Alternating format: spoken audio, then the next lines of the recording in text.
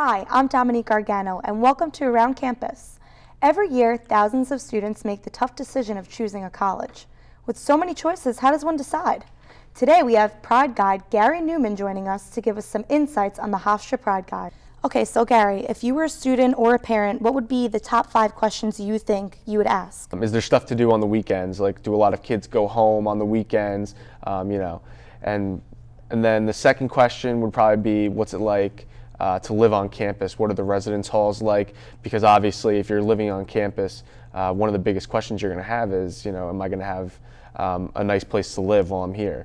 And then also, I think another big question is transportation in the area. Am I allowed to bring my car to campus? Which is important as well because students want to be able to get around, and I think accessibility is a very important thing for students. And then another question that I get a lot of times is, parents love to ask about the alcohol policy on campuses and stuff along those lines. And then also probably the final question that I get the most is, are the residence halls co-educational? Because you get those fathers who don't want their daughters necessarily living next to a bunch of guys. So. Right. But with that being said, what kinds of things are you told to say from the administration to the students? Well, of course, just like anywhere, we're given certain things that they want us to say about Hofstra or any college really in general. Like what's going to attract students. We're trying to attract students to come to our university. So what appeals to them? What's going to make them the most willing to come to our university? Like, are there big events going on your campus? Right. Like one of our big selling points at Hofstra is we're having the presidential debate here next year. So like stuff like that's going on campuses, and all campuses have different events that are going on and stuff that would appeal to their students. Absolutely, and with parents, I know that it's difficult sometimes to deal with them, but how many times have you been asked an awkward question by a student or a parent where you had to answer?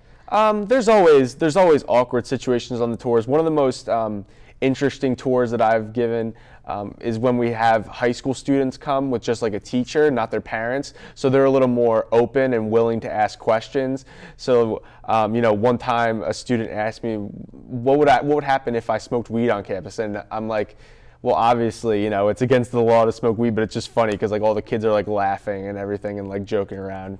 It's just, sometimes you just get really funny questions about that stuff. Of course. Well, let's see how Pride Guides help these future students out. In 2011 alone, 19.7 million students were enrolled in college, with a total of 4,409 colleges and universities in the United States alone. How does one choose which school is right for them?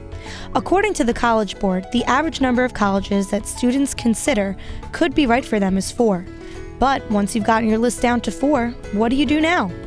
Visiting a campus can be a deal breaker when it comes to the final decision, but while on campus, prospective students and parents won't be led around by a faculty member, but from an actual college student.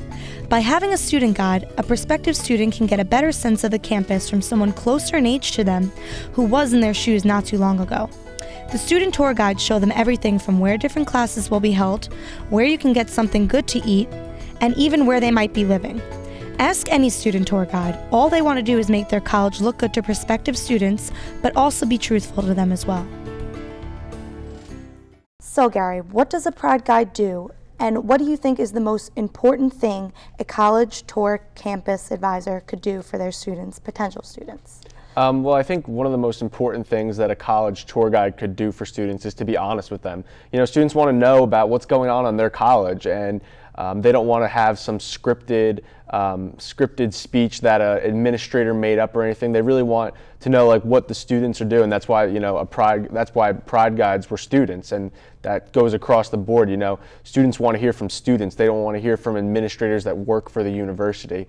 So I think honesty is one of the key elements in helping students decide which college is the right fit for them. So how does somebody become a Pride Guide?